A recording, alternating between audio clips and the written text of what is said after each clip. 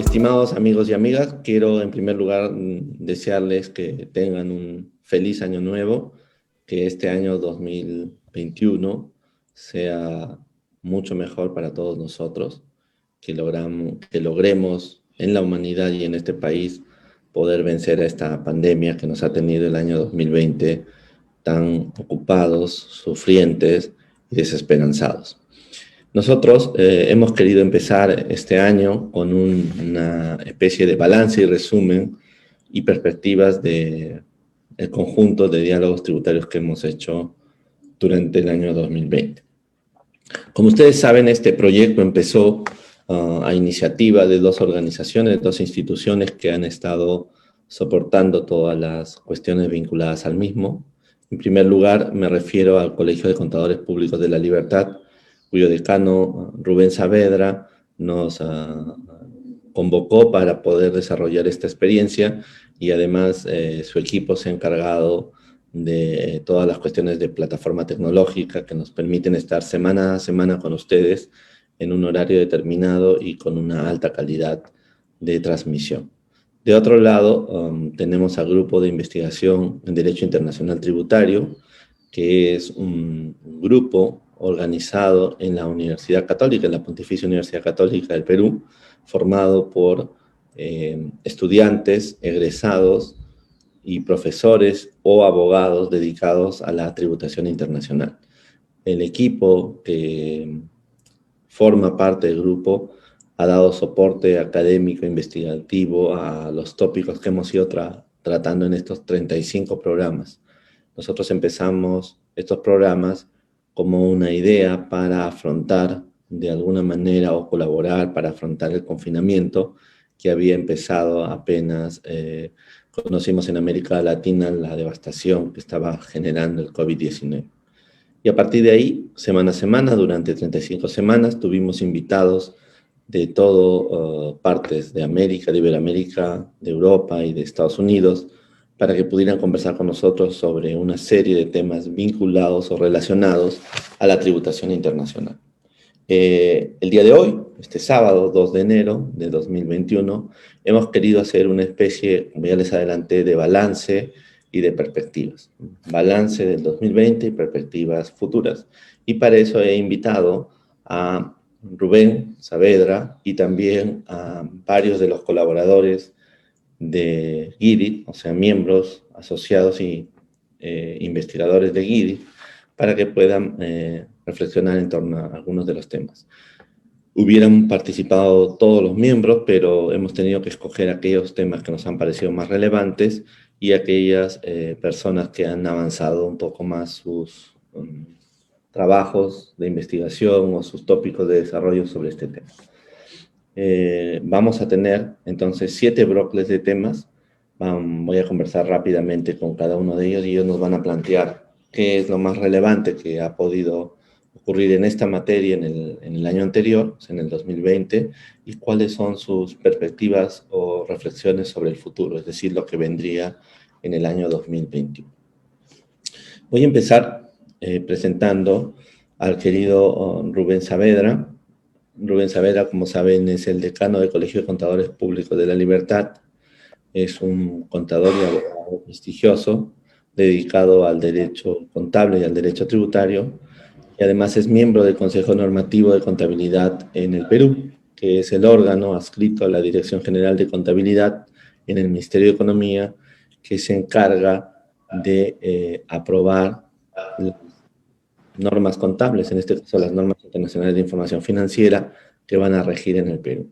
Según tengo entendido, pronto ya no van a hablarse de oficializar normas, sino de aprobar normas. Con él quiero hablar sobre las NIF y su uso en el derecho tributario internacional.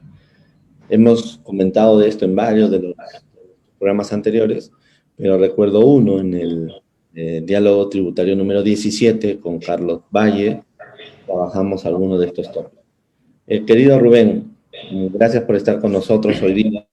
Aprecio que este sábado por la tarde estés, a pesar de tus múltiples actividades, estés con nosotros.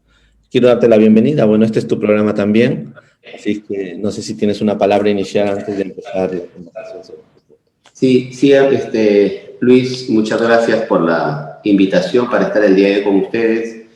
Antes que nada, quiero enviarles un saludo de parte del Consejo Directivo del Colegio de Contadores Públicos de la Libertad. Deseamos que tengan un buen año 2021, sobre todo con salud, con éxito y que sean muy, muy bendecidos. Esperemos superar juntos este mal que nos ha azotado el 2020 y salir adelante. Quiero, antes de iniciar mis comentarios de lo que me han encargado, reafirmar, ¿no?, que este tema se organizó, se gestó junto contigo, con Raúl, a fin de poder transmitir conocimiento, incentivar investigación en épocas difíciles para todos, ¿no?, en épocas de pandemia. Y yo quiero, a nombre del Consejo Directivo, hacer extensivo el agradecimiento, Luis, a ti, porque si no hubiese sido con la participación tuya, que cada semana das de tu tiempo para contribuir con el programa, bueno, esto no sería posible, ¿no? Sabemos de tu calidad profesional, ¿no? Sabemos que eres una persona muy dedicada al tema de la investigación y sabemos que eres una persona correcta. Por eso es que no dudamos en continuar con estos programas, darte la posibilidad que nos puedas, por lo menos al grupo de contadores que nos siguen, ¿no?, orientar en estos temas que son bastante complejos, difíciles y que no son muy tratados, ¿no? Yo debo resaltar una de las fortalezas del programa es que aborda temas que si no fuera por el programa, esto pasarían años recién para que se traten en el Perú. Entonces, un poco que estamos a la vanguardia del derecho tributario internacional debido a este programa. Bueno, agradecerte, Luis, y también a Raúl, y creo que a todos los que nos siguen también, porque sin el apoyo de ellos el programa tampoco sería posible. Crecimos, no solamente estamos a nivel Perú, ahora también a nivel de Latinoamérica hay muchas personas que nos siguen, y sin duda también vaya para ellos nuestro agradecimiento. Bien, vamos Muchas a... gracias, Rubén, por tu generosidad y cariño. Y quería preguntarte, ¿cómo has visto, cuál sería tu balance del 2020 en relación al tema que vamos a conversar rápidamente? Cuéntanos. A ver, previo al tema concreto, yo te diría lo siguiente, ¿no? A nivel de normas internacionales de información financiera, bueno, el Perú se encuentra adherido al IADBI. Tiene suscrito un convenio desde el año 2008 para que pueda hacer uso de las normas contables en el Perú. Claro, este convenio tiene ciertas restricciones, ¿no? Como por ejemplo, las normas deben de ser, si se van a aprobar, deben ser aprobadas tal cual vienen. Es decir, no se pueden hacer cambios, modificaciones a las normas, ¿no? Se establece cierta flexibilidad para que los organismos como la SBS o la FMB puedan establecer sus propias normas y tenemos la libertad de poder utilizar la producción que ellos realizan. Este convenio, reitero, es desde el año 2008 y se viene aplicando. Estamos en el seno del Consejo Normativo evaluando la posibilidad de hacer una actualización a ese convenio suscrito con esta entidad, que es la que promueve la adopción de normas en más de 160 países. Son 166 países a nivel mundial que hacen uso de las NIF. Entonces, eso es lo primero que habría que evaluar. Es decir, el lenguaje NIF, ¿no?, cada vez viene generalizándose y eso es una ventaja. ¿Por qué? Porque genera información uniforme. Por dicha razón es que, entiendo, las normas contables de los países a nivel mundial han tomado como parámetro las normas para que puedan incorporarla dentro de sus ordenamientos jurídicos, ¿no? Eso como primera idea. Y lo otro es que ya entrando al tema propio de la contabilidad, este año, pues, como tú comprenderás, el impacto que ha tenido el COVID en cada una de las compañías, de las entidades, ha sido bastante importante y eso requiere que se refleje también a nivel de normas contables.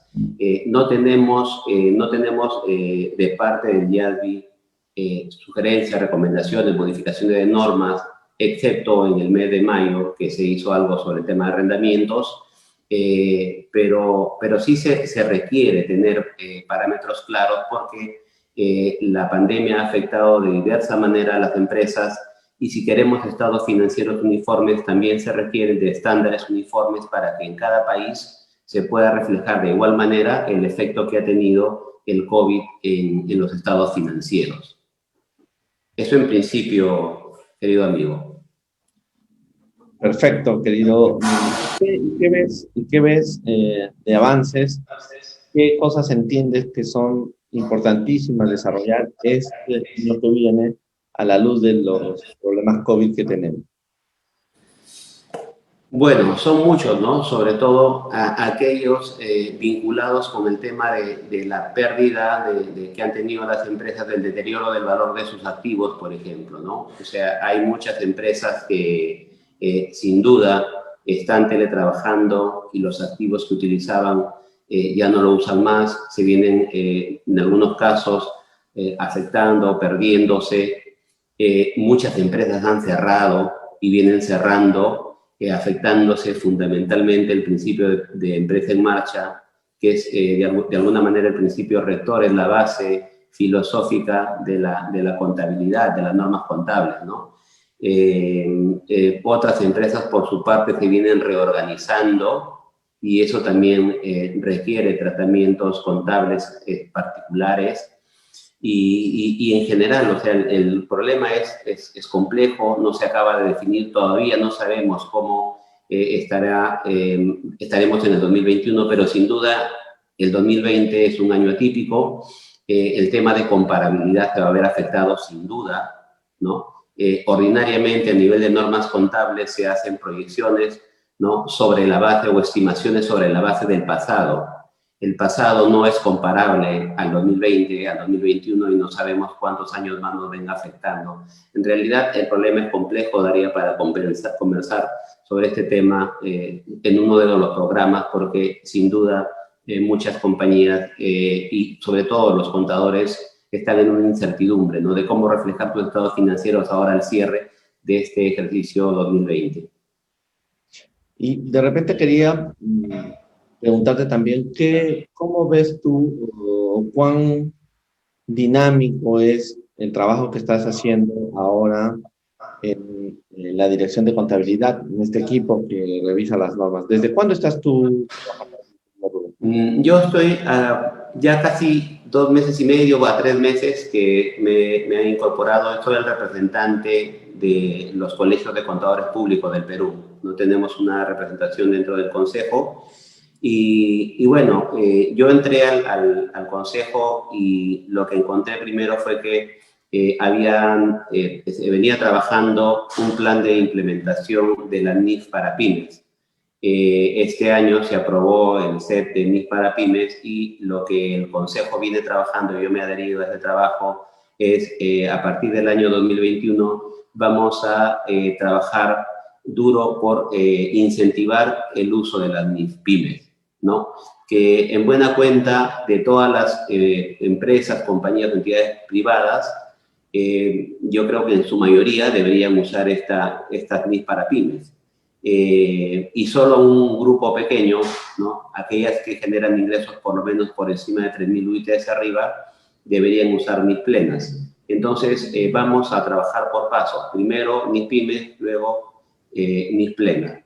Y como tú bien referías, hemos debatido en más de 2, 3 sesiones, creo, la posibilidad de darle al uso de las normas contables en nuestro país algún fundamento mayor, ¿no? Evaluamos el decreto legislativo 1438, que es el que regula el sistema de contabilidad pública, y este decreto legislativo establece 2 cuestiones importantes. Primero, que el Consejo Normativo es la entidad encargada de aprobar las normas contables en el Perú, no de oficializar, es un término que no existe jurídicamente por lo menos, no dentro del marco legal del Consejo. Y lo segundo que también es importante y también estamos trabajando en ello, yo tengo el encargo de ver un procedimiento al respecto, es que el Consejo Normativo es el ente autorizado para interpretar las normas contables en el Perú. Y eso está en este decreto legislativo 1438. Ordinariamente, lo que se hacía o hacen las firmas es consultar directamente al IADBI, pero dentro de nuestro ordenamiento jurídico, este decreto legislativo establece y le da la atribución al Consejo Normativo para que pueda establecer el alcance de las normas contables. Respecto de lo primero, en la última sesión que tuvimos, hemos llegado al consenso de que en adelante las normas van a ser aprobadas, las normas contables en el Perú van a ser aprobadas. Al parecer había una cierta limitación debido al convenio suscrito con el IADBI, hicimos la revisión respectiva con el equipo legal también de la Dirección de Contabilidad Pública y no había, se hizo las consultas también al IADBI y no hay ningún tipo de restricción para aprobar las normas. Es más, el IADBI lo que hace es, en el convenio dice, haz tuyas las normas, incorpóralo dentro de tu ordenamiento jurídico y eso se va a hacer. Entonces creo que ese cambio es importante. Y también hay la propuesta de publicar las normas en el diario oficial. El texto completo de la norma sea publicado en el diario oficial. Entonces, creo que eso va a ayudar a la seguridad jurídica en nuestro país. Eso es lluvia para mis oídos, eso es alegría. Eso es todo lo que he buscado y perseguido durante estos años. Muchísimas gracias por hacerme un buen año, por lo menos a mí. Seguridad jurídica, orden y estructuración. Capaz una cosa que de repente la has pensado o la han pensado ahí en la discusión, y es bueno que la gente tenga una especie de nota mínima, muy pequeña, que le explique cuándo entra en vigencia en un lenguaje sencillo y común. Porque la manera como el IASB establece la entrada en vigencia de una norma contable o una norma internacional es muy compleja, ¿no? Porque dice esto para estados tales y tales, menos esto, menos esto, pero si hubiera un resumen ejecutivo muy chiquitito, ayudaría un montón para que la gente pudiera tener más claridad sobre esto. Muchísimas gracias, querido Rubén. ¿Alguna cuestión más que quieras agregar? ¿Algún tema que se nos esté yendo de la agenda en esta mini conversación? No, yo creo que eso que tú propones podría hacerse en el propio texto de la resolución que aprueba la norma contable, ¿no? Ahí debe quedar claramente establecido la vigencia, ¿no? Luego no sé si hay el tiempo de conversar esta relación entre las normas contables y ya la parte tributaria. Por favor, empecemos ahora, este es el momento. Este es el momento. Ya, bien. De lo que yo veo, claro, y eso es un tema que se ha discutido, se sigue hablando y es un problema de nunca acabar y lo sabemos que es la relación entre el impuesto a la renta empresarial y las normas contables, ¿no? Sin embargo, ya proyectándonos al plano internacional, cuando se han incorporado las normas de precio de transferencia en nuestro país, se recurre mucho al uso de las normas contables, al uso de las NIF, ¿no? Claro, el artículo 32A y la parte pertinente del reglamento a partir de 108 hacen referencia a las normas internacionales de contabilidad. Hoy se producen como NIF, ¿no? Pero en su momento, cuando se produjeron estas normas, los términos eran normas internacionales de contabilidad. Entonces, se usa mucho en precio de transferencia el tema contable. Desde el análisis de la comparabilidad de los estados financieros de una compañía analizada, ¿no?, respecto de sus comparables, tenemos que hacer ajustes si es que estamos analizando un estado financiero de una compañía que proviene de un país en donde no se aplica NIF o donde se han apartado de las NIF. Porque, por ejemplo, en Colombia ellos utilizan normas nacionales, ¿no? Entonces, eso, por ejemplo, es importante porque el derecho tributario internacional ha tomado parte de la normativa contable para que pueda hacer uso y regular, ¿no? Lo mismo para establecer obligaciones formales, tanto en el tema de reporte maestro como reporte país por país, ¿no? También los estados financieros consolidados o quienes estarían obligados, también su regulación se ha hecho conforme a la norma de contabilidad, ¿no?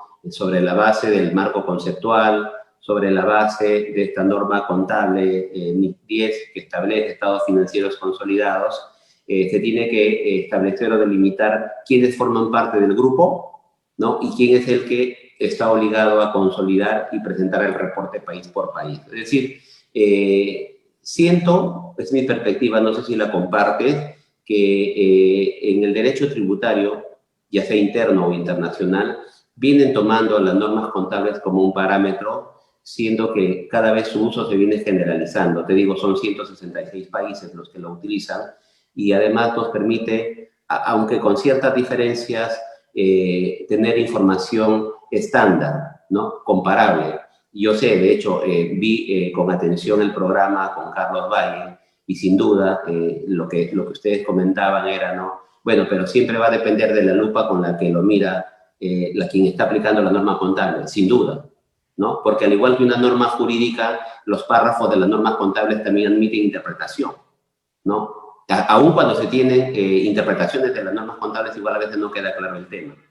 Entonces, por ahí en tema de precios, creo que el uso es muy generalizado. Se usa mucho, por lo menos en el método del margen neto transaccional, que es el que más se usa, por cierto, ¿no? Es muy importante tener en cuenta la forma como es que se construyen los estados financieros sobre la base de la NIF. Lo otro, y es el tema que lo trataste en algún programa y que tuve la oportunidad también en su momento en la Asociación Interamericana de Contabilidad, conversarlo con Gabriel Sullivan, y a quien la vez pasada lo entrevistaste, es el tema del uso de las NIF o de las normas contables o análogas, dice la propuesta, ¿no? En el Plan BEPS, Nación 1, el Pilar 2, ¿no? Sobre este tema del impuesto mínimo que se pagaría a nivel o en cabeza de la matriz, ¿no? En este caso, se propone que sean compañías o grupos que superen 750 millones de euros y ese nivel de ingresos, ¿no? Debe estar tomado en base a los estados financieros ya consolidados, y también la base de la consolidación se haría sobre la base de las NIF o normas análogas. Entonces, por ahí vemos también que es cada vez más importante el lenguaje NIF, y yo siento que las NIF han venido para quedarse. No veo posibilidad de que estas dejen de aplicarse o sean reemplazadas, porque digo, cada vez su uso es más generalizado. Entonces, se viene usando también en este proyecto en el Pilar 2. Y lo último, que igual ustedes también lo conversaron y ya está vigente a partir del 2021, es la limitación de la deducción de intereses, ¿no? Y el uso del EBITDA tributario, que igual se construye sobre la base de estados financieros. Y estos estados financieros están construidos sobre la base de las normas contables. Aunque ahí hay un problema, ¿no? Y ahí yo veo un problema importante. ¿Por qué razón? Porque en nuestro país, si bien existe la norma que dice que a partir de 3.000 UIT se deben usar NIF plenas, y hacia abajo se entiende NIF pyme, pero, y aún cuando existe el decreto legislativo 1438, que en su artículo 14 obliga a las empresas privadas a aplicar las normas que emita el Consejo Normativo, muchas empresas no aplican NIF. O sea, tenemos un problema grande. Entonces, salvo aquellas que listan en bolsa, que sin duda sí aplican NIF, son auditadas y todo, pero por lo demás tenemos un problema ahí de que no ayuda a la comparabilidad el hecho de que las compañías no usen NIF. Es que no existe un órgano que controla directamente. Creo que es lo que nos falta. Un órgano que controle y sancione, ¿no?, la inaplicación de la NIF. No sé si deba ser a nivel de la sanción a la compañía o la sanción al contador público, que en ejercicio de su profesión, estando obligado por la ley de profesionalización, debería utilizar las normas y por lo menos debería haber una sanción para aquellos que incumplan este mandato. Entonces, por ahí tenemos un problema. Si queremos ser país OCDE, necesariamente tenemos que tener generalizado el uso de las NIF. Esa es la razón por la cual yo te decía al inicio de que en el seno del Consejo Normativo estamos promoviendo e impulsando el uso de NIF para pymes, ¿no? Que es como que normas más básicas, ¿no?, respecto del set completo de normas contables. Eso es lo que te puedo comentar, querido amigo. Muchísimas gracias por tu interesante reflexión. Entonces, la conclusión de esta primera idea de relación de las normas contables es que, queriendo o no queriendo, la implicancia de las normas contables se hace cada vez más fuerte. El 2020 la hemos visto en su uso en los precios de transferencia, lo hemos visto en la propuesta de la economía digital, lo hemos visto además en una reorganización en varios países de América Latina sobre su propia relación con el impuesto a la renta.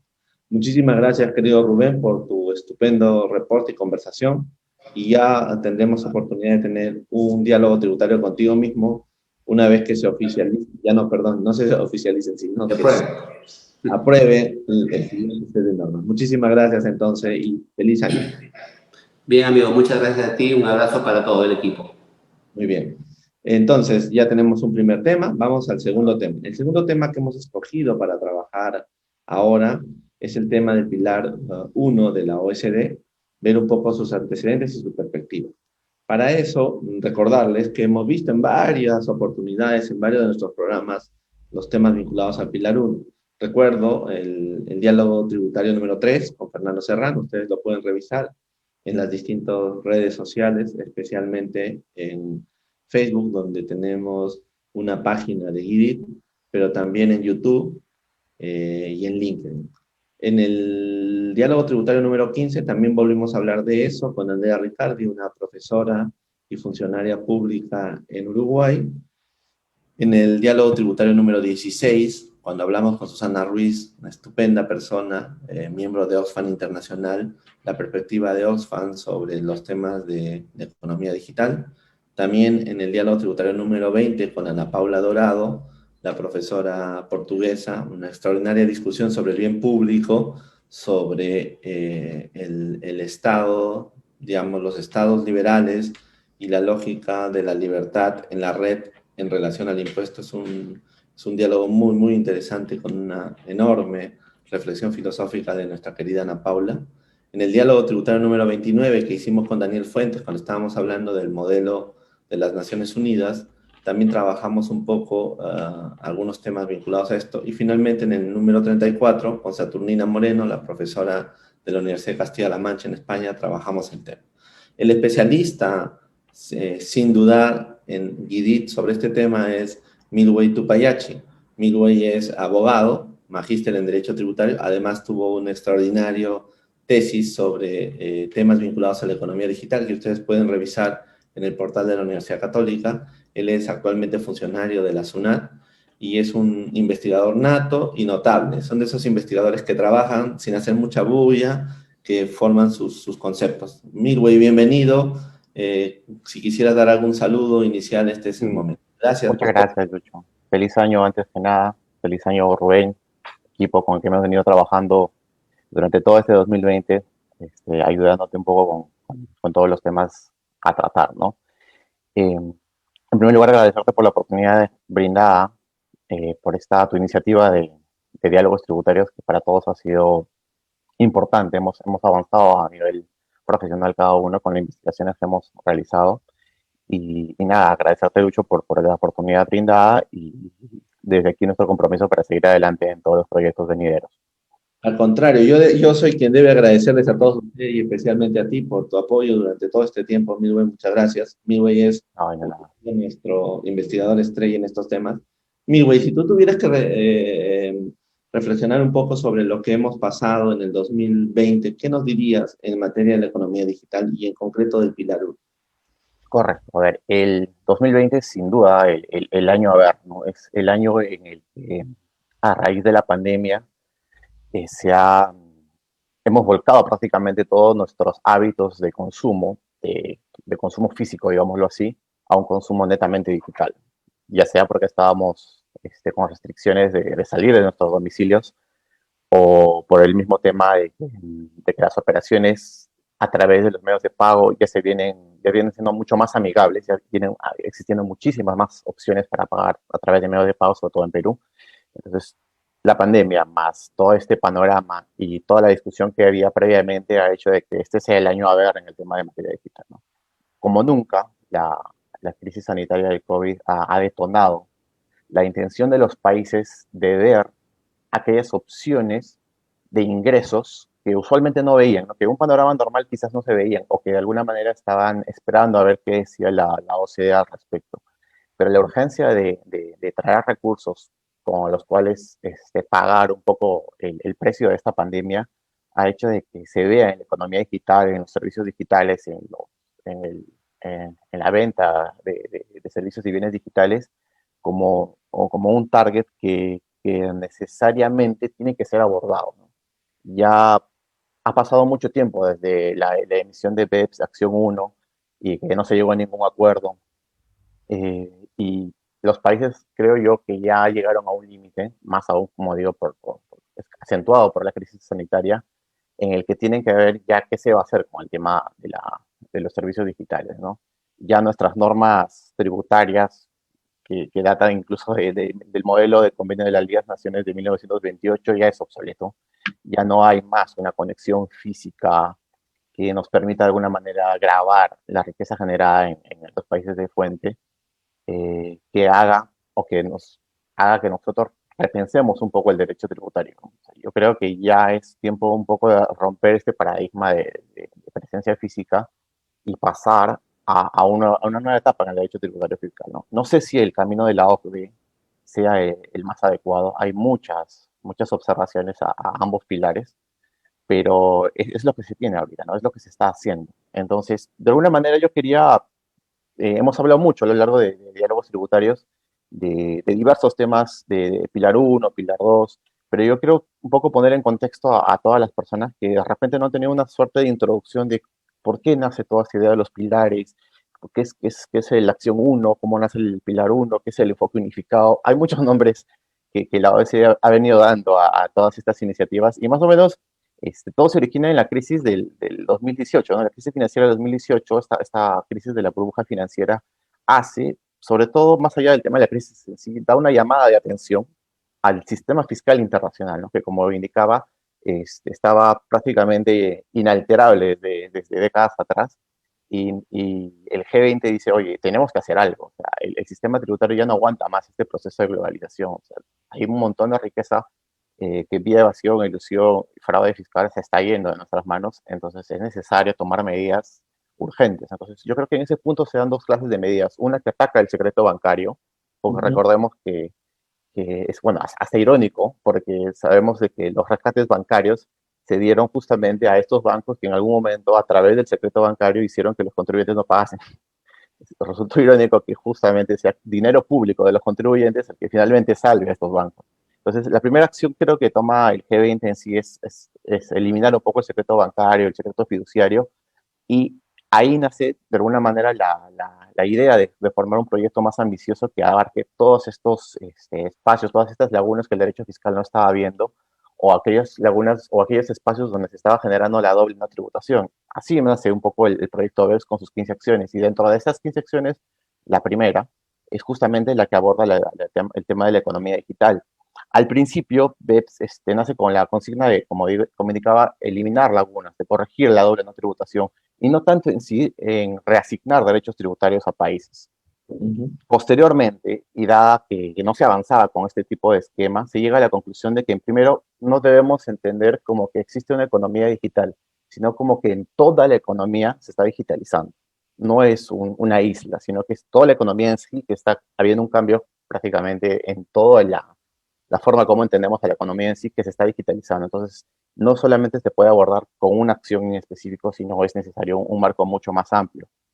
Ahora, eh, los desafíos de la economía digital están sobre todo alineados con problemas de asignación de derechos fiscales, más que con cubrir problemas en sí de la economía digital. Y la conclusión general a la que llega BEPS en la acción uno es, no nos alcanza con lo que tenemos. Veamos cómo trabajan esas otras acciones y de acuerdo al resultado que estas acciones den, repensemos un poco la acción uno. Y en ese repensar es que se tenía, digámoslo así, tres grupos de países, ¿no?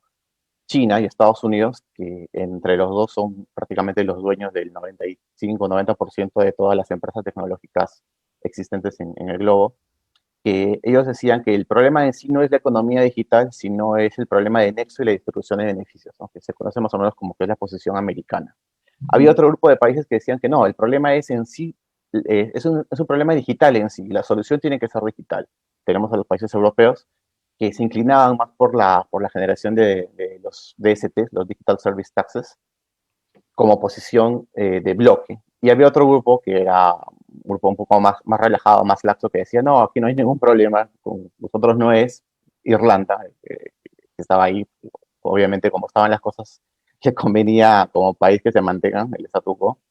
Entonces, toda esa problemática hace que la OCDE piense en dos pilares. Trata de modificar todo el trabajo que se había realizado en la acción uno y saca estos dos pilares hacia el año 2018, trabajando a nivel del G7, G20, incluso a nivel de marco inclusivo, y saca esos dos pilares, ¿no? El primero que de alguna manera trata de revaluar el nexo y la distribución de beneficios, y un pilar dos con la idea de generar o de establecer un impuesto mínimo para limitar la competencia fiscal, sobre la base de lo que ya se había trabajado con el GILTI americano.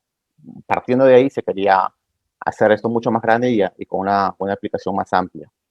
Entonces, eh, al haber estos grupos, estos tres grupos de países, uno que decía que el problema es digital meramente y hay propuestas de ST para eso, otro grupo que es el americano como China, en pugna, es que la OCDE dice, ok, hay dos grupos, dos posiciones marcadas, hagamos de alguna manera una unificación, y es donde nace el enfoque unificado de la OCDE, para tratar de alguna manera de recoger lo mejor de cada propuesta y someterlo a una suerte de escrutinio a través de la recepción de comentarios, propuestas, etcétera, etcétera.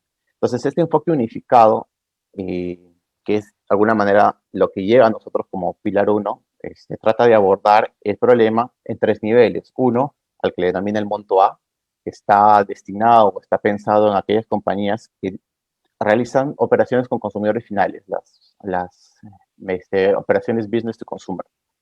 ¿Por qué? Porque estas empresas, lo importante en estas empresas son los activos.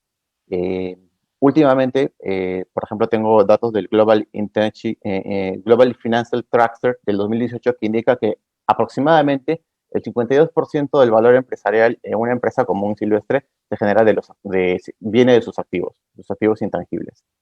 A diferencia de otro tipo de empresas en el que este valor representa un 80%. Entonces, estas empresas en las que el valor de los intangibles es muy importante, eh, se tratan de cubrir un poco con el monto A, con la primera propuesta del Pilar uno, con la idea de que se reasigne esta ganancia residual, bueno, así lo denomina OCDE, para tratar de redistribuirla a aquellos países en los cuales se genera valor, en los cuales se genera algún tipo de conexión con la jurisdicción de mercado, en el sentido de que, por ejemplo, cuando uno realiza una búsqueda en Internet y trata de encontrar un producto, una información, nosotros estamos alimentando una fuente, estamos generando datos acerca de nuestro perfil de consumidor. Si estamos haciéndolo desde un smartphone, estamos generando una conexión a una locación, es decir, tenemos un perfil completo de un posible comprador, de un posible producto de una empresa. Y toda esa información se viene vendiendo, se viene negociando con esta información. Y un poco esta generación de valor de las empresas, más allá de los productos de publicidad tipo Google o Facebook, o de viajes tipo Uber, alojamiento Airbnb, toda esta información que se genera en estos perfiles y este intangible que no es medido en sí, es lo que está generando ingentes ingresos que no están siendo no están siendo vistos por el sistema fiscal. Entonces, todas estas preocupaciones, de alguna manera, hacen en el pilar uno. Y actualmente, a ver, el estado de la situación ahorita se sacó los blueprints, estos proyectos emitidos por la OCDE hacia octubre de este año, El en los año, que de alguna manera, sí, del año pasado. no, de los blueprints, el proyecto es justo de octubre de este año, del año pasado, tienes razón, Lucho, todavía estoy con el chip del Todavía 2020, me ha 2020. marcado el 2020. Del año pasado, los blueprints, y que en sí son trabajos de 10 capítulos de como 400 hojas, que es todo el trabajo técnico en sí. Todo el trabajo técnico de Pilar uno, de Pilar 2, que es el monto uno, que es el monto A, con monto B, que, cómo se va a realizar la distribución de ingresos, etcétera, etcétera. O sea, todo eso está ahí en estos blueprints. ¿Y qué se rescata de todo esto? Sobre todo de que hasta el día 14 de diciembre del año pasado estuvo en consulta pública y los comentarios, el feedback de todo ese proyecto de la OCDE ha sido a manera de resumen, porque son como 200 respuestas que ha habido en el tema, de que no hay una visión clara y coherente sobre un sistema tributario internacional. Pilar uno lo que quiere es agregar una capa más de complejidad al ya complejo sistema tributario internacional que se basa en leyes locales, normas internacionales, precios de transferencia, y a eso se le quiere agregar una capa extra que vendría a ser Pilar uno. Y esa capa de sofisticación hace de que se eleven los costos de cumplimiento, los costos de administración para las empresas y para las mismas autoridades tributarias.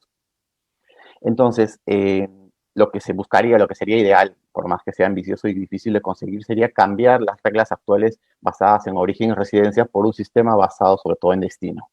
Es complejo, pero creo que podría ser uno de los caminos.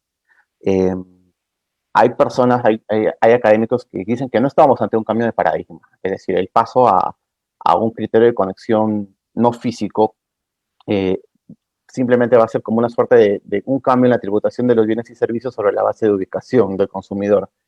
¿Por qué? Porque las gran cantidades de ganancias de las multinacionales van a estar excluidas de ese pilar uno, no van a ser alcanzadas por el pilar uno y seguirán asignándose bajo los métodos de precio de transferencia conocidos. Entonces, ¿a dónde estamos apuntando? El problema de las disputas fiscales también es complejo porque si tomamos como referencia a los acuerdos de procedimiento mutuo, tenemos que en promedio están tomándose entre 20 a 30 meses en resolverse, lo cual para casos más complejos que podrían traerse con Pilar 1 es demasiado.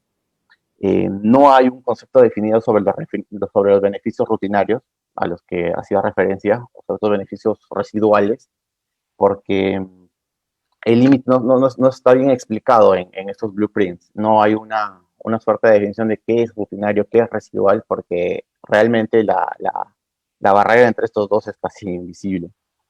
Eh, utilizar las ventas como el único punto de referencia para los beneficios residuales va a generar que hayan perdedores y ganadores. Y nosotros, como jurisdicciones de mercados incipientes de hasta chicos, no sé hasta qué punto este tipo de asignación de beneficios no sea beneficiaria a países como Perú, a países en vías de desarrollo en general. ¿Qué hacer? Este es más o menos el escenario que está planteado ahorita. Tenemos por un lado a la OCDE con sus pilares, tenemos a los países europeos que están esperando un poco qué va a decir la Unión Europea en el primer semestre de este año, y tenemos las propuestas unilaterales de cada país que de alguna manera tratan de alcanzar un poco para su propio bolsillo todo este fenómeno de la economía digital, ¿no? Entonces, ahí es necesario repensar qué tipo de medida, como países latinoamericanos, qué tipo de medida temporal podemos tomar. No sé si estemos en las condiciones de esperar a que diga OCDE, sino más bien de repente pensar un poco en las opciones que ya tenemos a la mano, ¿no? Por ejemplo, en Latinoamérica funciona muy bien el tema de las retenciones. Creo que podría ser la solución, ¿no? De repente cambiar un poco nuestra norma de retenciones, ampliar las operaciones business to consumer y de repente poder ahí empezar por ahí. Eso creo que para mí sería una de las primeras opciones para tratar de, como país, entrar ya en la grabación de la economía digital.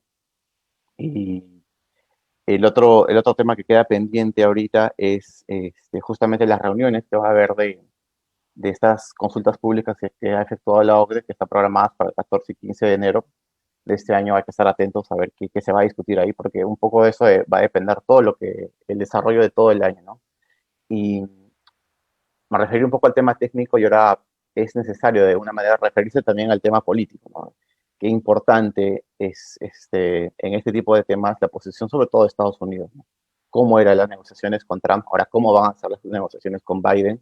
Yo creo que eso va a girar un poco el torno y hasta el matiz de las negociaciones, que para mí yo creo que este año va a ser decisivo en el tema de economía digital. Yo creo que los pilares uno y 2 yo creo que van a terminar de tomar una forma o por fin van a dejarse de lado y va a repensarse en una nueva opción. Creo que más o menos esa podría ser mi balance de todo lo que se ha venido exponiendo a lo largo de los diversos programas, y considero que hay que estar atento, hay que estar atento a estas reuniones, a lo que se diga este año, a lo que saque la Unión Europea y nada, Lucho, muchas gracias Gracias, querido Milway, por tu estupenda reflexión y tu mirada de largo plazo. Yo siento que este va a ser un año donde vas a tener que investigar y ponerle más horas a este tema. Así va a ser.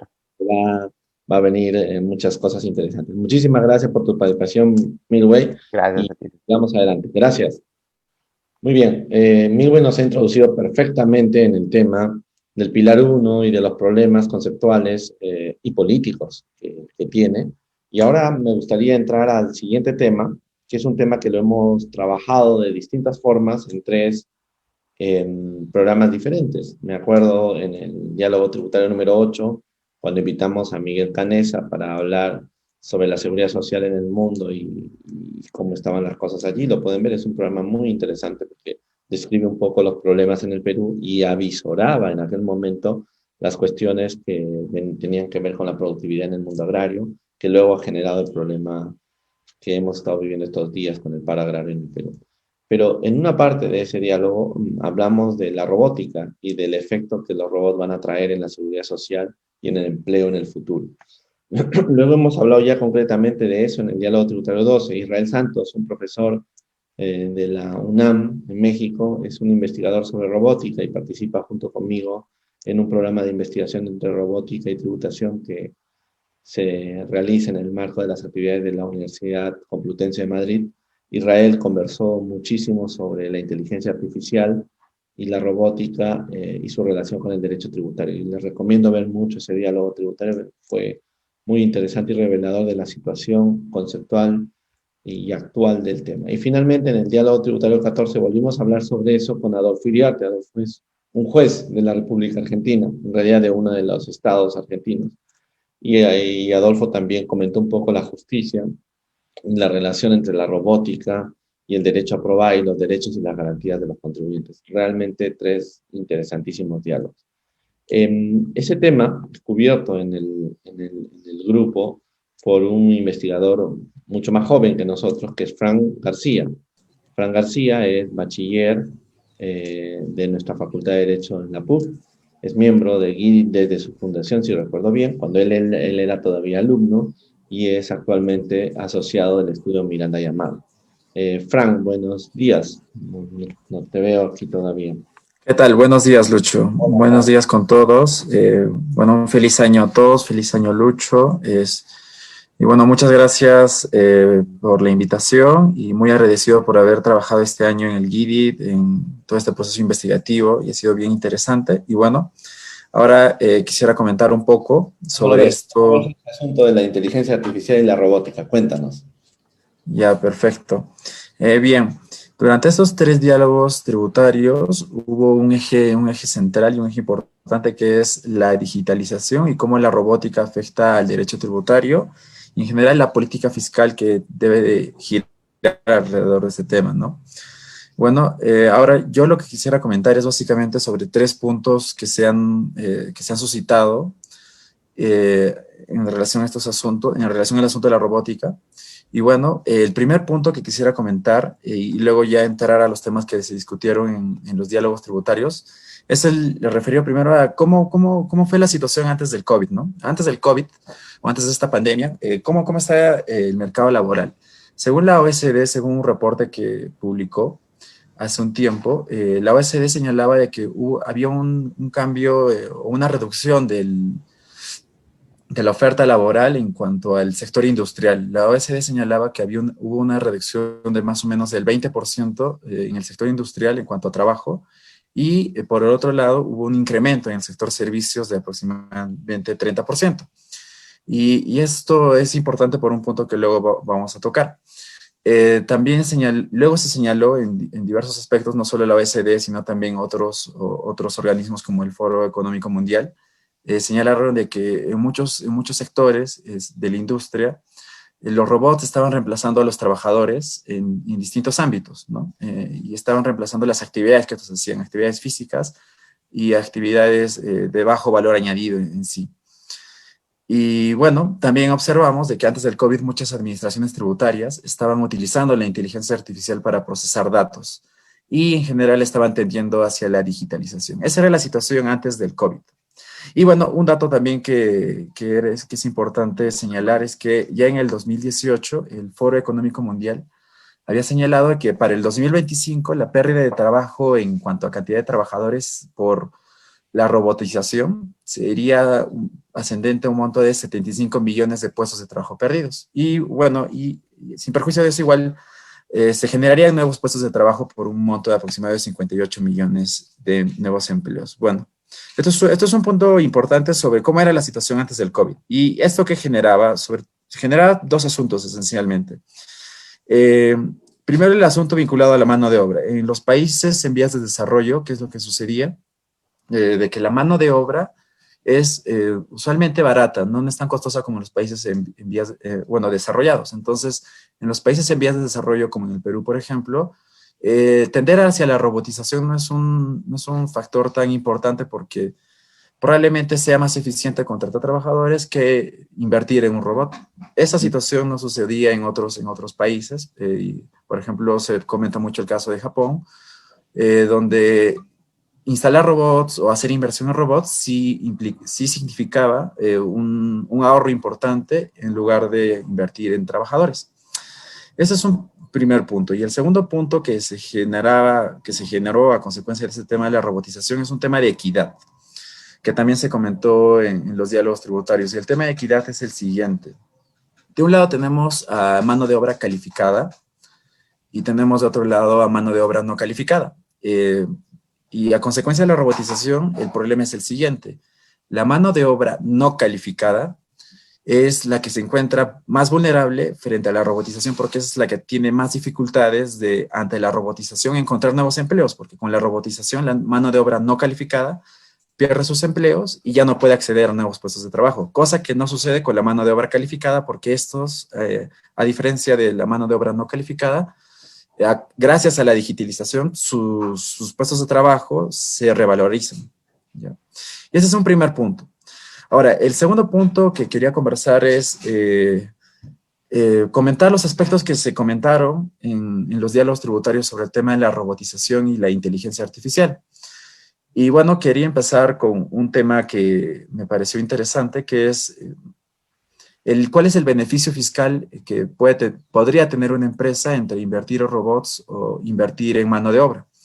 Entonces, si una empresa invierte en robots, ¿cuál es el beneficio fiscal, por así decirlo? Si una empresa invierte en robots, sucede que ese robot se incluye en su activo fijo y, bueno, tiene derecho a depreciar, ¿no? Tiene derecho a depreciar e incluso en algunos países puede tener depreciación acelerada ese concepto. Ahora, ¿qué sucede qué sucede en el caso de que una empresa decida invertir en robots para reemplazar mano de obra? Sucede que se ahorra algunos gastos, se ahorra gastos de remuneraciones de trabajadores, se ahorra gastos de beneficios sociales, que es un tema que también se comentó en un diálogo, y esencialmente las empresas dejan de retener impuestos a la renta sobre las remuneraciones que dejan de entregar a trabajadores, ¿no? Entonces ahí tenemos dos lados de la misma moneda, ¿no? Tenemos que de un lado, con la robotización, las empresas pueden obtener gastos por depreciación, y de otro lado, las empresas dejan de gastar en remuneraciones, dejan de gastar en beneficios sociales, y con lo cual se generan ciertos efectos en la seguridad social y también se dejan de pagar impuestos a la renta. Y bueno, ¿qué propuestas de cambio se comentaron en cuanto a la política fiscal sobre estos asuntos? Básicamente tenemos que por el lado de la pérdida de empleos, lo que se plantea era la creación de impuestos a los robots, impuestos para las empresas que tienen robots en su propiedad o que usan robots. Entonces, ahí la cuestión era dilucidar si tendríamos que otorgarles personalidad jurídica a los robots para luego reconocer en función de esa personalidad jurídica ingresos imputados o ingresos fictos sobre las posibles remuneraciones que se dejarían de estar pagando. Entonces, sobre esas remuneraciones fictas o imputadas a los robots como si fueran trabajadores humanos, sobre esas remuneraciones efectuar retenciones de impuestos, ¿no? Entonces, ese es un punto interesante ese es un planteamiento interesante porque ¿A qué estarían destinados principalmente estos impuestos a los robots? Principalmente estarían destinados a cubrir los gastos que tendría que utilizar el Estado para proteger al sector desempleado a consecuencia de la robotización y para educar este sector, ¿no? Eso de un lado. Y bueno, y de otro lado, en cuanto a la administración tributaria y al uso de la inteligencia artificial, se comentó mucho que en estas circunstancias, con el uso exacerbado de la inteligencia artificial, se tenía que reconocer diversos derechos a los contribuyentes, ¿no? El derecho de acceso a la información, el derecho de los contribuyentes para acceder a los algoritmos que utilizan las administraciones tributarias con los cuales procesan datos, porque pueden darse en muchos casos que estos algoritmos, porque son creados por humanos, puedan tener sesgos y los contribuyentes tienen derecho a cuestionar estos sesgos o descubrirlos, ¿no? Y también los contribuyentes tienen derecho a recibir un servicio eficiente a cargo de las administraciones tributarias, y esto lo hemos visto mucho con el uso de bots que las administraciones tributarias han instalado en sus páginas. Y bueno, y como tercer punto y vinculado a este último año que acaba de pasar al 2020, ¿cuál es la situación después del COVID? Y bueno, creo que podría resumirlo en una frase que se ha comentado mucho sobre este asunto, que es que la digitalización y la robótica se ha convertido ahora en una ventaja en distintos sectores de la industria. Cosa que no era así como comentaba al inicio, porque como les comentaba al inicio, había una diferencia entre los países desarrollados y no desarrollados, pero ahora, a consecuencia del COVID y la necesidad de no tener contacto con seres humanos en diversos ámbitos del sector empresarial, entonces ahora la digitalización y la robótica se ha convertido en una ventaja. Entonces, ¿qué es lo que ha pasado a consecuencia del COVID?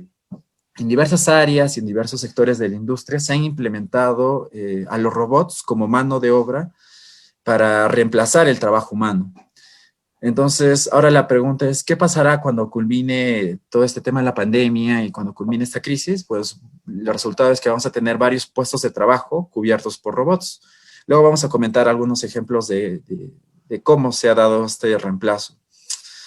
Y bueno, también logré observar una opinión de la Federación Internacional de Robótica que señala lo siguiente, que a corto plazo, y esta es una opinión que señaló a fin de año, del año pasado, que al corto plazo nos encontramos en una situación de crisis económica y probablemente va a haber contracción económica, que eso es algo que se ha venido comentando en todo el mundo y también va a suceder acá en Perú. Pero a mediano plazo, esta crisis va a servir de catalizador o acelerador de la industria robótica, porque gracias a la pandemia y a la necesidad de no tener contacto entre humanos y mantener estas reglas de distanciamiento social, se han implementado, bueno, la industria robótica se ha desarrollado más y han habido más robots instalados en las empresas y ha habido la necesidad de utilizar más robots, ya sea en la limpieza o en el sector del comercio y en otros sectores. Entonces, ¿qué podría señalar de esto? Que el riesgo de la automatización y de la robotización que ya estaba previsto antes de que suceda esta crisis de la pandemia, con la pandemia se ha exacerbado y se ha acelerado. Es decir, la robotización ha aumentado en las medidas que no estaban previstas, porque ya estaba previsto una pérdida de empleo por la robotización, pero a consecuencia de la pandemia, esto se ha acelerado y va a cambiar, ya ha cambiado el 2020 y va a cambiar con el 2021 porque todavía no ha terminado esta crisis. Y bueno, entonces los obreros que se encontraban en un sector industrial que estaba tendiendo a la reducción por la robotización, ahora el sector industrial ha sido más golpeado, entonces probablemente va a tender más a la robotización y entonces vamos a tener un sector industrial de obreros más desempleado. Entonces ahí la pregunta es, tenemos que volver a reflexionar sobre la necesidad de plantear impuestos a la propiedad o al uso de robots para que el Estado pueda solventar los gastos necesarios para proteger este sector desempleado o para educarlos y para que puedan reintegrarse al sector de empleados. Ahora, quería comentar algunos ejemplos ejemplos de cómo se ha dado la robotización a consecuencia de la pandemia. Por ejemplo, se han dado casos de robots enfermeros en muchos lugares. Por ejemplo, tenemos el caso de Francia, China e India. ¿Y qué es lo que ha sucedido? Que debido a que había obligación de mantener distanciamiento social, estos robots lo que hacían eran básicamente entregar agua, comida o medicación para pacientes. También se han visto casos de robots que descontaminan sitios públicos y concurridos en China, Italia y Francia. También se han visto casos de robots que hacen la labor de recepcionistas en hoteles en Japón y en Holanda, y también en China. Y también se han visto casos de robots que hacen entregas a domicilio en Colombia y en China. Entonces, vemos que la pandemia ha acelerado mucho la robotización de la industria en diversos sectores y bueno, esta cuestión que estaba pronosticada, como comenté al inicio, se ha acelerado y creo que es necesario ahora volver a reflexionar sobre la necesidad de tener impuestos o grabar con impuestos al uso o a la propiedad de los robots para que se puedan cubrir los gastos en el desempleo. Y bueno, eso es, creo Lucho, lo más relevante que ha pasado en este último año 2020. Muy interesante, Frank, y me surgen algunas ideas que quiero poner como puntos de reflexión, porque este año vas a tener una enorme tarea, según veo en esta reflexión. La primera cuestión es, tú dices bien que esto se ha acelerado, el uso de la robótica y la inteligencia artificial se ha acelerado profundamente durante la pandemia, ¿no es cierto? Como la economía Sí. digital nos decía Milway hace un ratito. Muy bien, ¿esto ya estamos ante una ruptura tecnológica o tú crees que todavía va a pasar un tiempo? O sea, ya estamos entrando a un nuevo tiempo donde la inteligencia artificial y los robots van a estar en la vida humana completamente presente o estamos recién en los prolegómenos de este tiempo. ¿Cómo lo ves tú? ¿La aceleración ha sido Bueno, más rápida? sí, yo creo que ha incrementado mucho la posibilidad de que ya estemos, por así decirlo, en una era de robótica o en el uso difundido de los robots. Y bueno, revisando algunas estadísticas de la Federación Internacional de Robótica, ellos plantean que para el 2026 haya un incremento sustancial en el uso de los robots. Y esto gracias a la pandemia, porque ellos señalan que la pandemia ha servido de catalizador o ha sido un gatillo que ha impulsado a la industria robótica. Entonces yo creo que se va a desarrollar más la industria robótica y sobre todo gracias a la pandemia que la ha acelerado. No podría decir que nos encontramos en una era robótica, pero yo sí puedo afirmar de que ya ha iniciado fuertemente y de hecho en los siguientes años este tema va a ser un tema que se va a discutir mucho. Ujú.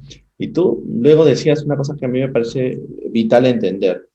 Contabas que la aceleración de la tecnología y la situación COVID nos pone a todos los países del mundo en una situación o en un lugar suficiente para obtener rápidamente la tecnología y procesarla, ¿no es cierto? O sea, pareciera que los saltos cualitativos tecnológicos de hace 20 años ya no existen, ¿no? Y es más fácil hacer tecnología, entonces innovar. Entonces, eso quiere decir que en la agenda de América Latina debería estar los planeamientos para construir una etapa de innovación hacia la robótica. Y parece que no están. Esto es así, o sea, en América Latina no se está pensando seriamente dar el salto tecnológico hacia la robótica. Sí, yo creo que eso es un tema que no se discute. De hecho, la pandemia ha girado la discusión sobre otros asuntos, no necesariamente hacia la robótica, porque este tema de la robótica estaba siendo discutido antes de que surja la pandemia, pero no en América Latina, sino se estaba siendo discutido en Europa, porque de hecho en el 2017 ellos plantearon la creación de un impuesto a los robots, pero por falta de consenso no se aprobó en el Consejo de la Unión Europea. Y también en Corea del Sur se planteó una reducción a beneficios en la inversión en robots, pero en América Latina era un tema que no se discutía y a consecuencia de la pandemia menos. En- y bueno, yo creo que sí es necesario poner este tema en discusión para adelantarnos, porque de que la robótica y el uso de los robots que van a reemplazar la mano de obra en América Latina, eso sí va a suceder, no ahora en el corto plazo, probablemente en el mediano plazo como se está pronosticando, y creo que si en el mediano plazo vamos a tener esa situación, sería mejor ya estar preparados y ya tener listas las discusiones o listos los planteamientos para saber cómo enfrentar esta situación de desempleo, ¿no? Ujú. Y ahí entra perfectamente tu agenda importante de ver impuestos a los robots, cómo tenemos financiamiento para cubrir la protección de aquellas personas que van a perder empleo, especialmente en América Latina, donde una buena parte de la población hace trabajos manuales más que intelectuales, ¿no es cierto? Sí, eso es. Ujú. Y eso es una cuestión que hay que ponerle, como digamos así, una lupa especial. Pero tú has dicho una cosa que me gustaría que la subrayes ahora antes de terminar. Esta idea de que con el enorme flujo de transferencia de información entre administraciones tributarias, ¿no es cierto? Una serie de informaciones económicas que ya pueden trasladarse o la obtención de las administraciones de información sobre los contribuyentes, puede originar que la inteligencia artificial produzca una serie de información que la administración podría usar para determinar los impuestos de los contribuyentes y que en algún sentido necesitamos también una especie de estatuto del contribuyente en materia de inteligencia artificial. ¿Cuáles son esos principios? Tú los nombraste, pero me gustaría que los recuperaras. ¿Dónde pueden estar los problemas con la inteligencia artificial en los derechos de los contribuyentes? Bien, bueno, el uso de la inteligencia artificial en los derechos de bueno, y los derechos de los contribuyentes se puede resumir en algunos principios o en algunos derechos. Básicamente, como la fluctuación de la información es excesiva y las administraciones tributarias recolectan mucha información y ahora están tendiendo al uso de la inteligencia artificial, entonces los contribuyentes tienen el derecho a poder acceder a la información que está siendo recopilada de ellos, tienen derecho a poder revisarla y tienen no solamente el derecho a poder revisar esa información o a excluir cierta información que revisa la administración tributaria porque puede que alguna información no sea necesaria, pero sino también tienen el derecho a revisar los algoritmos que fundamentan esta inteligencia artificial, porque algunos de esos algoritmos podrían tener sesgos que podrían generar perjuicios a los contribuyentes que no podrían ser revisados ya con el resultado del algoritmo, ¿no? O el resultado que arroja la inteligencia artificial, porque para revisar eso tendríamos que revisar qué información procesa la inteligencia artificial de la administración tributaria, qué información selecciona y cómo es ese proceso. Entonces los contribuyentes esencialmente tienen el derecho a acceder a la información que se revisa y a acceder a cómo son esas reglas que utiliza la administración tributaria para revisar su información. Y me parece que esos dos puntos son esenciales. Perfecto, buenísimo. También tú vas a tener un largo trabajo este año de investigación. Agradezco tu aporte durante todo este tiempo y bueno, adelante. Muchas gracias, Frank. Nos estamos Muchas viendo. gracias, Lucho. Nos estamos viendo. Muy bien, ahora me gustaría tocar como tema siguiente el tema que hemos conversado hace poco. La verdad es que hay muy pocos especialistas en esto. En el diálogo tributario anterior, en el número 35, hablamos con Marcos Socaro sobre los alcances de la tributación de criptoactivos y queríamos invitar a uno de nuestros investigadores que ha estado trabajando conmigo ese tema desde hace unos años atrás. Yo había comentado de que habíamos hecho algunas actividades en el Perú y en América discutiendo la mejor manera de grabar los criptoactivos y las criptomonedas. Y bueno, estamos también en Gidit investigando esa área y le quiero presentar a Ernesto Pachas. Ernesto es bachiller también por la PUC, es investigador en temas académicos y eh, vinculados fundamentalmente a la tributación de la empresa y es actualmente miembro de la firma de Ernst Young en el Perú. Buenos días, o perdón, buenas tardes, querido Ernesto. Buenas tardes, doctor Durán. Mucho ¿Qué gusto. tal, Ernesto? Gracias por estar con nosotros. Cuéntanos un poco qué está pasando o qué ha pasado en la tributación de los criptoactivos en este tiempo. Bueno, doctor, antes que nada, felicitarlo por esta estadía, ¿no? Los diálogos tributarios me pareció una excelente iniciativa para el año que nos pasó y le deseo lo mejor de los éxitos para lo que se viene en este presente año y espero poder apoyarlos al menos en un grano de arena con la aventura que se viene, ¿no? Para esta época. Ahora, bueno, para empezar, lo que tenemos por la criptomoneda es un concepto que ya ha sido manejado o desarrollado desde aproximadamente hace 10 años, ¿no? En finales del 2008 ya teníamos las características del funcionamiento de lo que se debería haber considerado en un inicio como una criptomoneda. Definitivamente esto ha ido evolucionando, pero no tenía un gran alcance como lo tiene ahora en estos días, ¿no? Bueno, para enmarcarnos digamos, en un mapeo general de lo que debemos entender por una criptomoneda, es que inicialmente esta nació, como bien su nombre lo dice, como una moneda, ¿no? Ya que tenía las características o la finalidad de poder ser un medio mediante el cual se puedan realizar transacciones, ¿no? Una representación digital del valor, una unidad de cuenta y también, por ende, una unidad de intercambio o de uso, ¿no? Entonces, la particularidad de esta moneda nueva era el uso de la tecnología. Entonces, vinculando la tecnología con la finalidad que teníamos en unos inicios, se dio origen a esta criptomoneda, ¿no? Que de un alcance menor fue desarrollándose paulatinamente por el mundo y generó un impacto financiero muy importante bueno, digamos, en la economía central que regula este tipo de transacciones. Y finalmente también ha sido importante para efectos mundiales, ¿no? El impacto económico que ha tenido esta criptomoneda y su uso, por lo que vamos a desarrollar a continuación, ¿no? Entonces, como bien indicamos, así nació, y digamos que la criptomoneda más conocida es el Bitcoin, ¿no? Pero eso no cabe, digamos, es una de muchas criptomonedas que han sido desarrollando a lo largo del tiempo, como por ejemplo el Ether de Ethereum, el Ripple y el Litecoin. Pero las características, digamos, para cerrar este tema de las características de la criptomoneda, es que no solamente tienen esta condición de querer ser una moneda, ¿no? Sino que también han sido catalogadas como un bien patrimonial, incorporal o inmaterial, que no tienen un ente centralizado que pueda darles una regulación, un respaldo, como si podría tenerlo, por ejemplo, un banco mundial o una entidad estatal.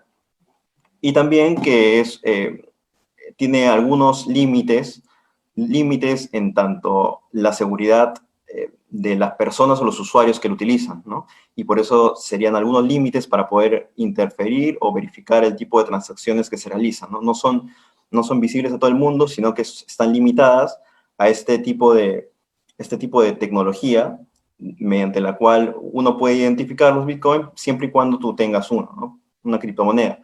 Y en ese sentido también es importante resaltar que esta criptomoneda utiliza la tecnología blockchain, ¿no?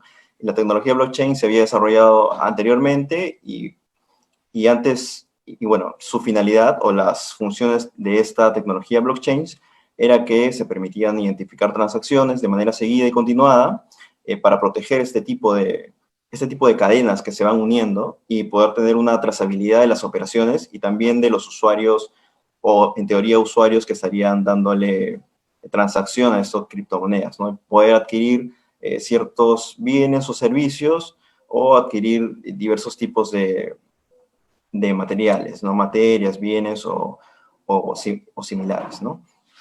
Ahora, ¿qué ha quedado claro? ¿Qué ha quedado claro en la transacción, digamos, en cómo operan estas criptomonedas, ¿no?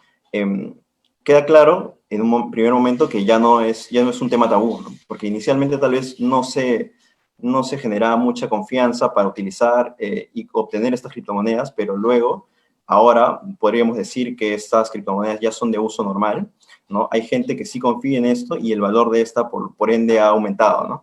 Fue de menos a más y por lo tanto también es necesario tomar cartas en el asunto, ¿no? El Estado tiene la obligación de poder regular este tipo de situaciones para efectos no solamente tributarios, sino también corporativos, financieros, o incluso de protección de lucha contra la evasión, ¿no? O lavado de activos. Entonces, una de las cosas que se trataron en los diálogos tributarios anterior y que incide bastante en cómo es que se han desarrollado estas criptomonedas y su tratamiento, es que los países han optado por regular estas criptomonedas, también han optado por prohibirlas, por la razón que comenté, que es para proteger la defraudación en caso de, no sé, por ejemplo, lavado de activos, a la lucha contra la evasión, porque no se identifica bien la fuente, dado que, como les comenté también, los usuarios están protegidos de alguna manera para poder obtener estas criptomonedas, ¿no? Entonces, digamos que como los países optan por regular o prohibir o aplicar un tratamiento particular a cada criptomoneda, resulta importante notar que como cada estado tiene su propia regulación, es difícil hacer una compatibilización. Y eso va en contra de lo que, digamos, no termina de compatibilizar con el funcionamiento de la criptomoneda, ¿no? Porque la criptomoneda a nivel mundial es una sola y puede ser transferida o utilizada en distintos países del mundo, ¿no? Y eso no hay control de eso. Porque como le indicamos también, una de las características principales de esta criptomoneda o este bien es que no tiene un control específico, ¿no? No hay un control por parte de un Estado o por parte de una entidad financiera, sino que tiene un sistema propio, que es una tecnología que enmarca todas estas transacciones y la encamina hacia un solo objetivo, ¿no? Que podría depender del usuario mismo, ¿no? Entonces, queda claro en ese sentido que existen unas diferencias para el tratamiento de la criptomoneda en sí, y a su vez eso también decae en que el tratamiento tributario que se le aplique a estos activos o estos bienes tenga un impacto importante, ¿no? Porque tampoco vamos a saber cuál sería el modelo a seguir dependiendo del tratamiento jurídico que se le dé a este tipo de bienes, ¿no? Entonces, ahí tendríamos dos puntos a analizar en cada estado y también de miras a poder regularlo aquí en Perú. Entonces, el primero sería identificar si se debe dar un tratamiento específico a este activo, un tratamiento jurídico, para luego proceder a darle un tratamiento tributario, ¿no? Entonces, podrían darse esas dos situaciones, que como les comenté y como bien quedó claro en los diálogos tributarios, no es uniforme, ¿no? Ahora, algo que nos apoya también en el tema de la regulación o el tratamiento de los criptoactivos o criptomonedas es que la contabilidad también es necesaria para este tipo de activos, ¿no? Porque gracias a la contabilidad, muchas empresas e incluso personas naturales que tienen o que suelen adquirir este tipo de criptomonedas y las usan para hacer diversas transacciones o para bienes personales, utilizan la medida de la contabilidad para poder registrar y darle un efecto financiero en el mundo económico regulado, por así decirlo, ¿no?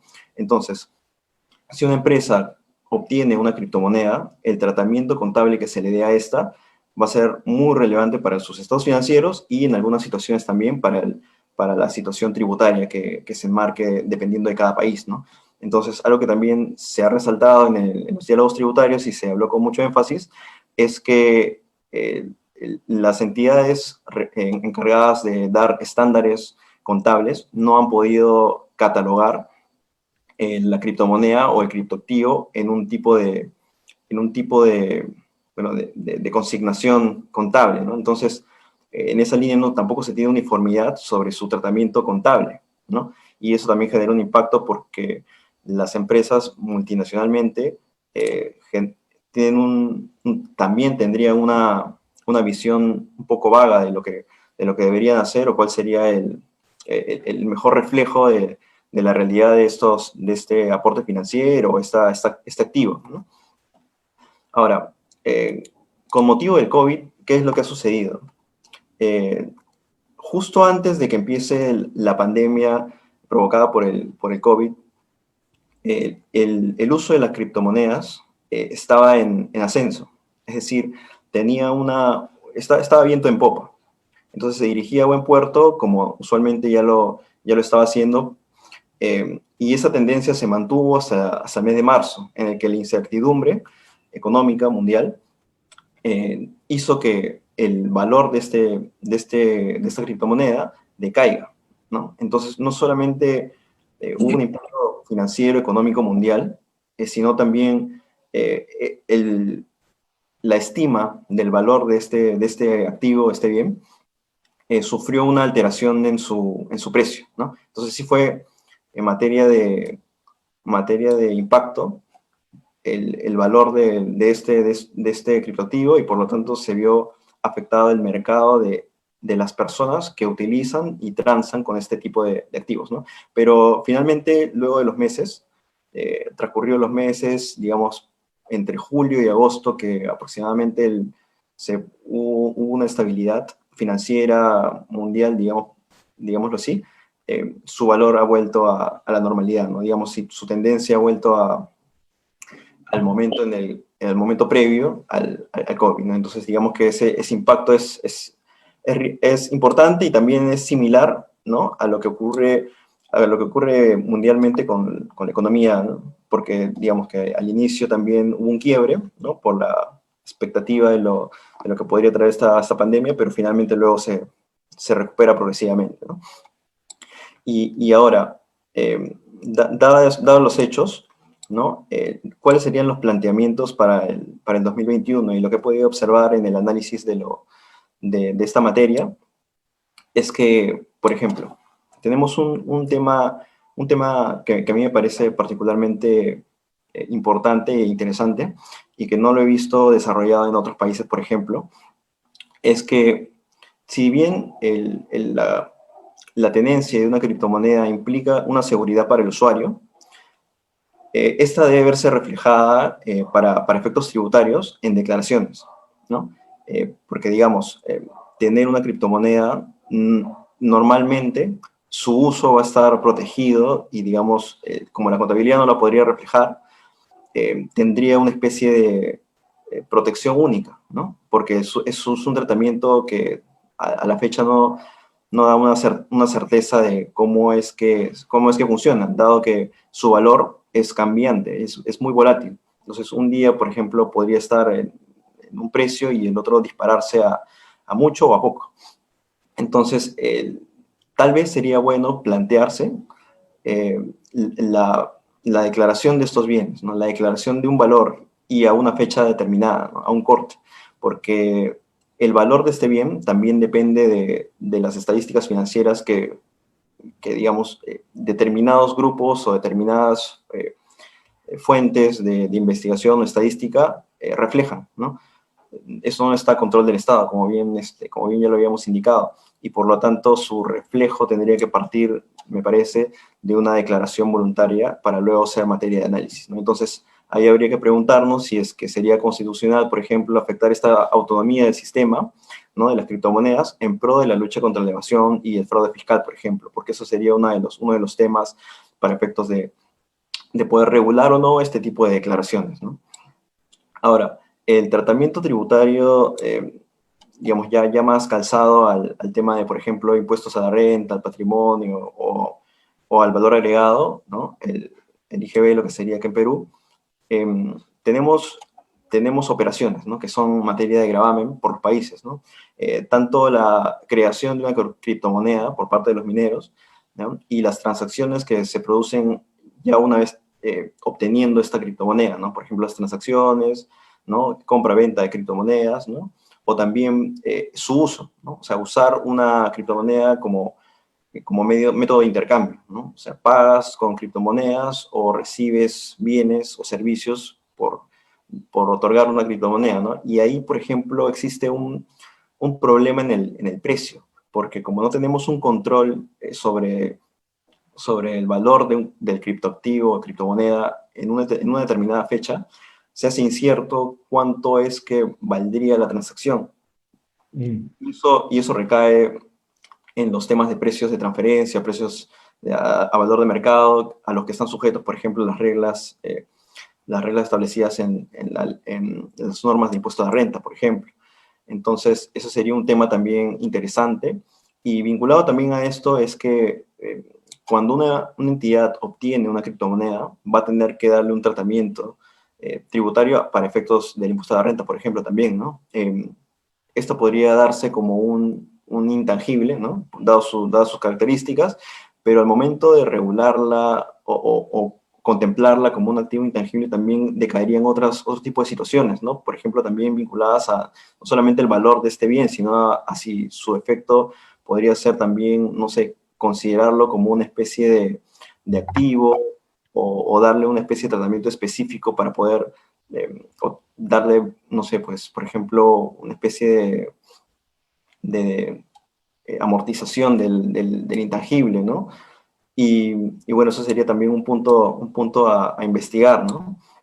Y finalmente también considero que una vinculación que hay que hacer y que también es importante a efectos de impuesto de renta sería el link que tiene que haber entre la contabilidad y la tributación, porque si bien es cierto, aún no tenemos un tratamiento estándar sobre estas criptomonedas en ámbito contable, definitivamente que tener un apoyo contable para la tributación es muy importante, porque las herramientas de la tributación tal vez resultarían insuficientes, ¿no? Dado que no existe una fiscalización por parte de las administraciones tributarias, ¿no? Que permita de manera fiable poder identificar estas situaciones en particular, ¿no?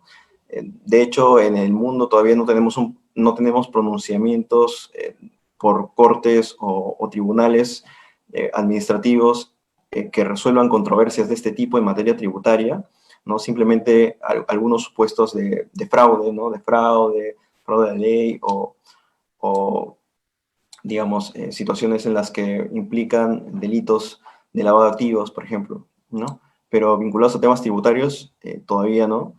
Y esperemos que en este año que venga sí se resuelvan algunas controversias para poder tener un camino hacia dónde ir, hacia dónde dirigirnos e identificar nuevos problemas, ¿no? Entonces, creo que eso sería un primer alcance que podríamos ver para lo que se viene en este año. Y bueno, esa sería mi participación. Buenísimo, querido Ernesto. También vas a tener mucho trabajo este año en la investigación de este tema. Sí, pues es curioso que sea uno de los puntos de lanza de esta nueva economía y que sin embargo la regulación contable o impositiva todavía esté en discusión y no haya ningún proceso de armonización en marcha, pese a la importancia que empieza a tener, ¿no? Muy bien. Entonces, nosotros hemos querido en esta primera entrega de diálogos tributarios de este año abordar uno de los temas que nos parece materia de balance y perspectiva, que es justamente el tema de la economía digital. Si ustedes han visto, hemos entrado por 4 temas distintos. En primer lugar, evidentemente la contabilidad tiene su propia dinámica, pero también la contabilidad necesita empezar a medir el efecto que la economía digital está generando no solamente en las grandes empresas, en las inmensas transnacionales que manejan la economía digital, sino también los efectos que esto genera en el resto de las actividades humanas en este tiempo. Está claro, como nos ha planteado Milway hoy, que el trabajo de la OSD vinculado a la economía digital tiene una serie de ventajas y limitaciones, y que estamos ante un momento de un cambio de paradigma en esa materia, que o va a tardar un poco más en salir o se va a definir prontamente. Y lo mismo nos ha planteado Frank cuando ha hablado de la inteligencia artificial y la robótica. También estamos ante un nuevo tiempo paradigmático que efectivamente no podemos medir todavía en qué momento esto va a ser el gran tema tributario en la humanidad, pero sí sabemos que es pronto a trabajar. Y Ernesto nos ha hablado también de los criptoactivos y que efectivamente es un ámbito de la economía digital que está causando grandes transformaciones en la economía, por lo menos en las inversiones. Entonces, lo que quiero que notemos todos es que el 2020 incluido el COVID, nos ha dejado como rastro un aumento de la economía digital, una relevancia de su importancia en las actividades, pero además una aún incapacidad de los estados y de los organismos internacionales de tratar de verificar cómo podemos hacer una tributación con justicia que posibilite que estas áreas sean desarrolladas.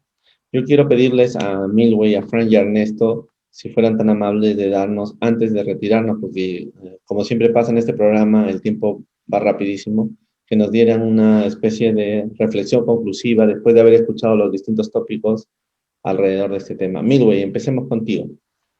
Gracias, Lucho. Sí, como conclusión final, deseo acentuar el hecho de que estamos como lo indicabas, en una etapa a punto de dar un cambio en el paradigma de las operaciones como las conocemos hasta hoy y de la tributación como la conocemos hasta hoy. eh, Mi recomendación es un poco estar al tanto de todos estos eventos que se vienen, se van a ir dando a lo largo del año, porque mucho de lo que se discute este año va a definir las reglas de tributación que veamos de aquí en adelante. Hay que estar atentos, hay que estudiar, hay que estar al día con esta información, y el COVID ha acentuado en todo aspecto la economía digital, y hoy es un día que está en la parte más arriba de todas las agendas de todos los estados, ¿no? Eso sería todo para concluir. Muchas gracias. Gracias, querido Midway, y enorme investigación este año en Guidit. Frank. Bien, bueno, como reflexión final y bueno, vinculada al derecho internacional tributario y a los temas que se conversaron, creo que lo más importante sería tener en cuenta la necesidad de homogeneizar y estandarizar las reglas que van a plantear los distintos países.